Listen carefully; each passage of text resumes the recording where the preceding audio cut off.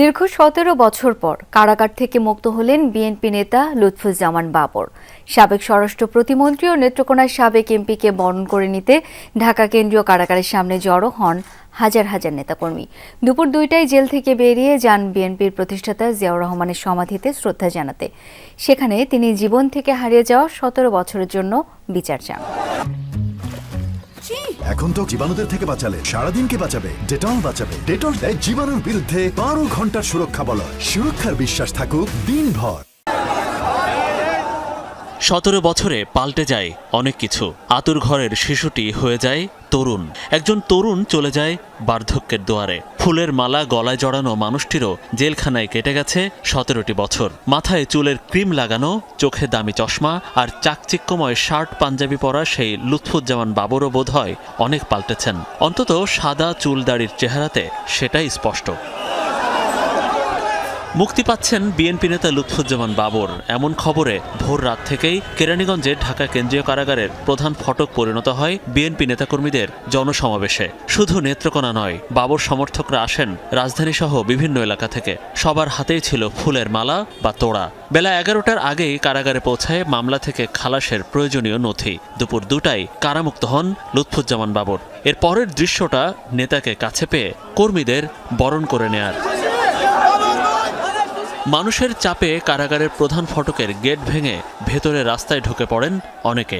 উদ্দেশ্য নেতার সাথে হাত মেলানো বা শুভেচ্ছা জানানো। এ সময় অনেকেই কান্নায় ভেঙে পড়েন। আমি বাবর ভাইয়ের কাছে যে স্নেহ মায়া মমতা কারাগারে পেয়েছি, এটাই একজন তৃণমূল কর্মীর জন্য একজন নেতার কাছে প্রাপ্য। ওনাকে ফাঁসিয়ে দিয়ে ১৭টি বছর ওনার জীবন থেকে কেড়ে নিয়েছেন এবং তারপরে উনি বলেছেন যে আল্লাহর রহমত, উনি কোনো অপরাধ করেননি, উনি কোনো দোষ করেননি। এই জন্য আল্লাহ পাক সঠিক বিচার এবং সঠিক জাজমেন্ট উনি পেয়েছেন। বাবরের গাড়িবহরের সাথে পরিবারের সদস্য ও বিএনপি নেতা ইশরাক হোসেনকে দেখা যায়। কারাগার থেকে বেরিয়ে নেতাকর্মীদের বিশাল বহর নিয়ে বাবর আসেন রাজধানীতে।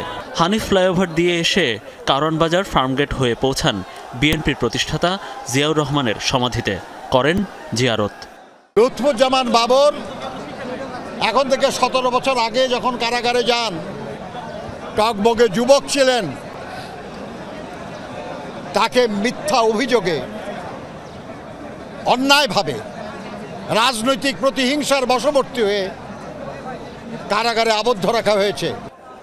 ২১ আগস্ট গ্রেনেড হামলা মামলায় ১ ডিসেম্বর মৃত্যুদণ্ড থেকে খালাস পান সাবেক স্বরাষ্ট্র প্রতিমন্ত্রী বাবর। ১৮ ডিসেম্বর আরেকটি বড় মামলা, চট্টগ্রামের ১০ ট্রাক অস্ত্র চোরাচালান মামলায় ফাঁসির আদেশ থেকেও খালাস পান। এর আগে ২৩ অক্টোবর খালাস পান দুর্নীতি মামলায়। ৫ আগস্টের পর মামলা খালাস বা মামলা স্থগিত বা মামলা বাতিলের দিক দিয়ে সবচেয়ে সুবিধাজনক অবস্থানে এখন বিএনপি। ৫ আগস্টের পরই সর্বপ্রথম মুক্তি পান বিএনপি নেত্রী বেগম খালেদা জিয়া। তালিকা আরও দীর্ঘ লম্বা হচ্ছে এবং সবশেষ মুক্তি পেলেন আলোচিত এবং সমালোচিত নেতা সাবেক স্বরাষ্ট্র প্রতিমন্ত্রী লুৎফুজ্জামান বাবর। মনিরুল ইসলাম, যমুনা নিউজ, ঢাকা।